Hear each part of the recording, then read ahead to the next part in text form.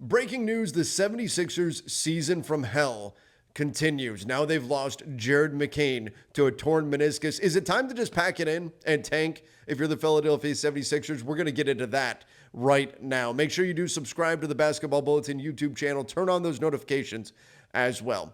All right, let's get into it here. So according to Shams Charania, Jared McCain has suffered a torn lateral meniscus in his left knee. He's going to undergo surgery and is out indefinitely. Now, there's a decent chance that this could end up being season ending. It's possible he can come back, but I would think maybe that'll have to do with where the 76ers are in the standings. Absolutely brutal. He was the favorite to win Rookie of the Year. What a very, very rare bright spot in a brutal season for the Sixers. You know, the hopes were so high for this team. You've got Tyrese Maxey, you've got Joel Embiid, then you've got a big three. They add Paul George. They were saving up forever the cap space for this summer to go land an impact star. They did it. They got Paul George, and now it seems like their season might be over before we even really got to see what this team could be. Embiid last night suffered a sinus fracture. No word exactly on how long that's going to potentially keep him out. So that's going to be something to watch as well. He's missed a huge chunk of the season. I believe he's only played in 6 games so far this season. Paul George has dealt with injuries. He's been out with hyperextended his knee. Tyrese Maxey has missed time as well. This team simply can't catch a break. And now here they are, a team that we were projecting to potentially be a team to come out of the Eastern Conference and maybe into the NBA Finals even.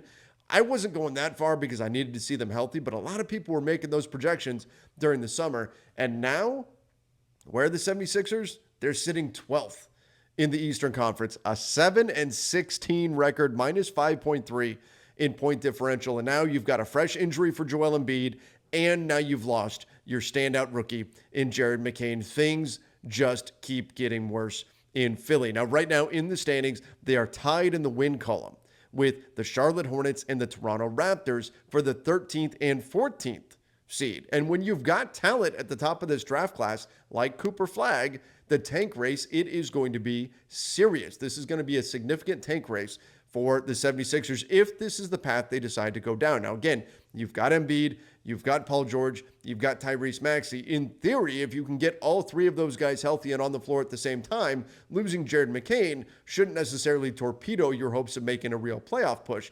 However, Jared McCain was the standout. And so far, all we've learned is that Paul George, Tyrese Maxey, and Joel Embiid, particularly the 2 bookends there, Embiid and Paul George, they can't stay healthy.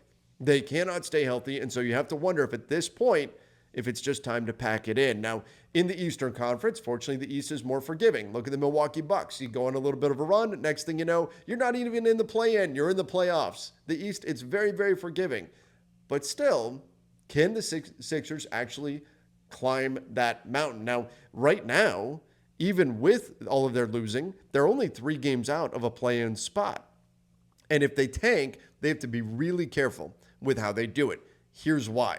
Their pick is top 6 protected. If it lands 7 or later, guess who it goes to? The team that doesn't need any more draft picks, the Oklahoma City Thunder.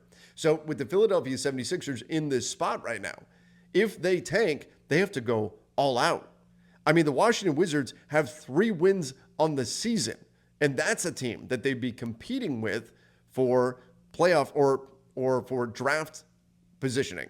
So when we're looking at the ping pong balls, it's going to be hard to catch the Washington Wizards in terms of losses because this team is losing a lot of games. And then in the Western Conference, you've got the Pelicans and the Jazz. The Pelicans have dealt with their own injuries. They only have 5 wins. The Jazz only have 5 wins right now. So right now, if the draft lottery were to start now and it stays chalk, right now the 76ers would be on the verge of losing their pick. In fact, they would just barely keep it if everything stayed chalk right now. They would have the 6th pick in the Eastern Conference. But again, the odds are fairly decent that some team would jump up in the draft lottery and would knock them back. And the next thing you know, OKC, which is already stocked with young talent, has a ton of future picks. They would wind up with, say, the 7th or 8th pick or something like that in the draft. So that's the danger right now for the 76ers, that if they tank and they don't manage to fall far enough, if they accidentally win too many games, say Paul George says, I don't want to shut it down, I want to keep playing. Same thing with Tyrese Maxey. You accidentally win too many games, and then the season from hell would be finished in the worst way possible, which is you get a lottery pick, and you have to hand it over to the Oklahoma City Thunder. So by no means is tanking a certainty here for the Philadelphia 76ers. And again, we are at this point, we're only a little over a quarter of the way into the season. But given how things have gone so far for Philly, it's hard to figure out exactly what they're going to do.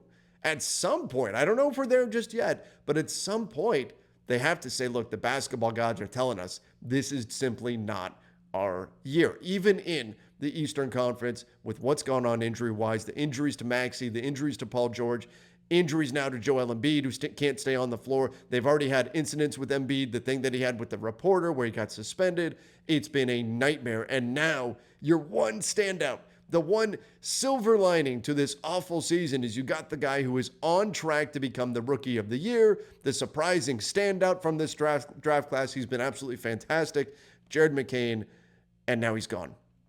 And now he's gone for the foreseeable future. So far, Jared McCain has played in 23 games, averaging 15 points, 2.6 assists, 2.4 rebounds, while shooting 38% from deep. He's got a sweet stroke from behind the arc and 46% from the field. He's been getting it done for the Philadelphia 76ers, been a big, big part of their team, and now he's out of the mix for the Sixers. So they're in a really tough spot right now. I feel for Sixers fans at this point. They just continue to, unfortunately, find ways to step back and step back and step back. Again, in the Eastern Conference, it's always possible for them to still make that push. If they were to go into tank mode and they were to try to sell off some players at the trade deadline, which they certainly could do, it would be difficult for them because they're not going to trade Paul George. They're not going to trade Joel Embiid.